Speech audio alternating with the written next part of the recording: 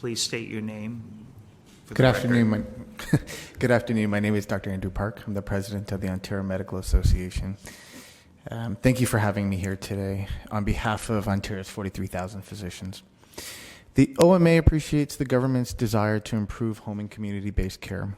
Bill 135 has a capacity to make meaningful change. It is critical that action be taken to address the need for expanded and integrated home and community-based care. In the aftermath of the COVID-19 pandemic, it has become abundantly clear that we cannot wait to address the long-standing issues in Ontario's healthcare system. The time to act is now. Before I go any further, I would like to take a moment to recognize the tremendous work done by home and community care providers who work to maintain and elevate patient dignity at the core of their work and provide the best care possible given system constraints. In the lead up to this bill, the OMA has had the opportunity to work closely with government, and we appreciate the collaborative spirit we have seen from elected officials in this room. On October 16th, we hosted our highly successful Queen's Park Day, which was attended by over 100 physicians, joining meetings with over 70 ministers and MPPs of all political parties. This event was representative of the shared interest between doctors and elected officials to improve Ontario's healthcare, and I'm confident that we will build on the work we have done so far. The OMA has released pragmatic solutions to address the top 3 issues facing the healthcare system, following extensive consultations with physicians, stakeholders, and the public. One of our 3 key priorities is the need to increase community capacity and tackle hospital overcrowding. Far too many Ontarians are languishing in hospital beds when they could be discharged and better cared for elsewhere. One significant cause of hospital overcrowding is a lack of access to home care, long-term care, and palliative care. This bottleneck of patients, referred to as alternate level of care or ALC, has existed in Ontario for many years, with its root causes remaining unresolved.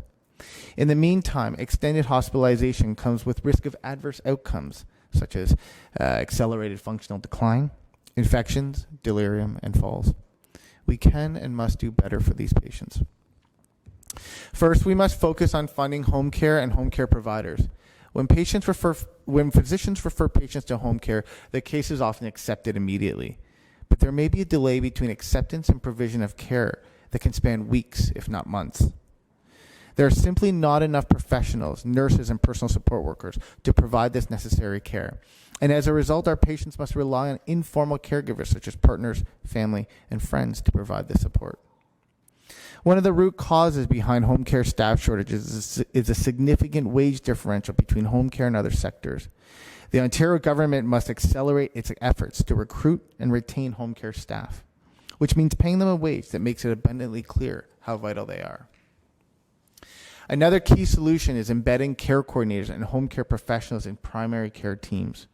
Physicians could work with dedicated care coordinators to better advocate for their patients at the time of need as opposed to the time of failure. Anecdotally, the top complaint from physicians regarding care coordination is a lack of effective and efficient communication. Team-based care presents an opportunity to streamline communication and eliminate barriers between healthcare professionals. Lastly, we can use hospital-at-home programs, which provide therapies, tests, and monitoring, typically provided in hospitals for patients who are sick enough to require acute care, but stable enough to receive that care at home.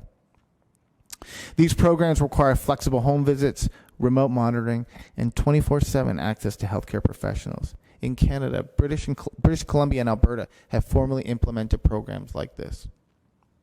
These are just a few of the solutions outlined in the OMA's Prescription for Ontario Doctor's Solution for Immediate Action, which I have here, and there are copies available. I encourage you to read it in full. We want to work in tandem with the government to build a better and more reliable home care system. With respect to Bill 135, I do have a few specific comments. Regarding centralization of LHINs, the goal with centralization should be that Ontario Health at Home sets standards for home care, ensuring that it is of high quality, provided at appropriate and equitable levels with availability that is commensurate with need, regardless of where patients live.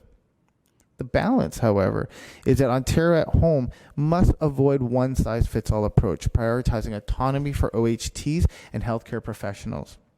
Centralization does not mean rigidity. Because if implemented poorly, there's a risk of creating a centralized entity incapable of addressing the different socioeconomic and demographic needs across a province, such as a situation currently seen in northern and rural Ontario. With respect to forms, in consultation on home care, physicians have voiced the need for a single standardized referral form for home and community services, which should ideally be uploaded through the physician's EMR or e-referral platforms. Around responsiveness, Ontario Health at Home should help facilitate OHTs to be able to accept referrals as well as provide home care 24 hours a day, 7 days a week to reduce avoidable emergency department admission. Around OHT readiness, the new centralized home care structure must also account for the different levels of OHT readiness across the province, especially considering northern and rural Ontario, where these teams may be less developed. There should be a process in place to assess OHT readiness in advance of the transfer of responsibility for care. And lastly, care coordinators. As noted in our solutions report. You have 1 minute remaining. Thank you, sir. As noted in our solutions report, home care coordinators must be embedded within primary care, acute care, and OHTs to support better collaboration between care coordinators and physicians. These are just a few points of feedback for this committee on Bill 135, but I invite you to read our written submission to learn more about the OMA's position on this bill, and I once again want to thank you for your attention and look forward to discussing this subject further in the Q&A. Thank you. We will now go to round one, and